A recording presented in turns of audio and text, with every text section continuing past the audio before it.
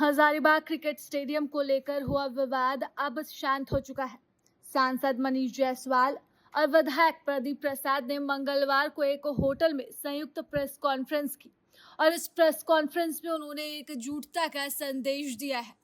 दोनों ही नेताओं ने कहा उनके बीच जो गलतफहमियां पैदा हुई थी वे अब पूरी तरह खत्म हो चुकी है। सांसद मनीष जायसवाल कहते हैं कुछ लोगों ने दोनों ही नेताओं के बीच भ्रम पैदा करने की कोशिश की थी। ऐसे लोगों की पहचान कर ली गई है और उनसे दूरी बनाकर रखी जाएगी। उन्होंने कहा कि खेल संस्था में राजनीति नहीं होनी चाहिए। कुछ लोग मौके का फायदा उठाकर माहौल खराब करने की कोशिश कर रहे थे। सांसद आगे कहते हैं अब सभी लोग मिलकर हजारीबाग के विकास और क्रिकेट स्टेडियम को बेहतर बनाने के लिए काम करेंगे। स्टेडियम में अच्छी सुविधाएं और बेहतर कोचिंग व्यवस्था उपलब्ध कराने पर जोर दिया जाएगा। मनीष जायसवाल ने भाजपा के कार्यक्रमों की भी जानकारी दी और कहा कि राष्ट्रीय अध्यक्ष 5 और 6 जून को झारखंड दौरे पर रहेंगे। इसे लेकर तैयारियां भी शुरू हो गई है।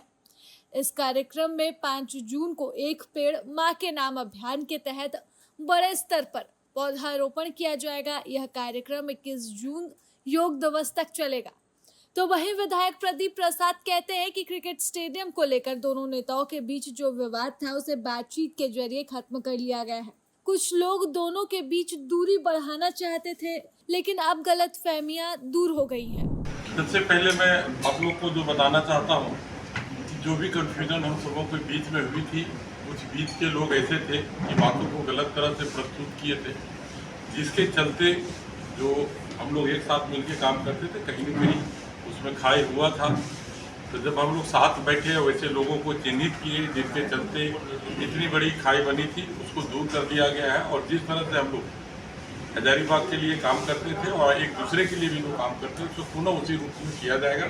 किसी तरह का आपस में कोई कन्फ्यूजन नहीं रहा। खास करके क्रिकेट स्टेडियम के लिए जो शुरू हुआ था विवाद ज़्यादा, वो जर्सी में नाम देके कि ये आपका मैच में है, वो नाम नहीं डाला गया। इस तरह बहुत सारी बातें थी तो विस्तृत में उतना बताने की ज़रूरत नहीं है। बातों को समाप्त कर लिया गया है और आगे कैसे हजारीबाग के बेहतर के लिए, कैसे हमारा क्रिकेट स्टेडियम बेहतर हो, कैसे हमारे कोच बेहतर आए, कैसे हम लोग बढ़िया करें और कैसे अच्छे लोगों को उसमें जोड़ने का प्रयास करें, इस पर बहुत काफ़ी सार्थक बातें हुई। आने वाले दिन में आप लोगों को देखने को मिलेगा। मोदी सरकार का 12 साल का कार्यकाल 9 जून को जो है पूरा हो रहा है।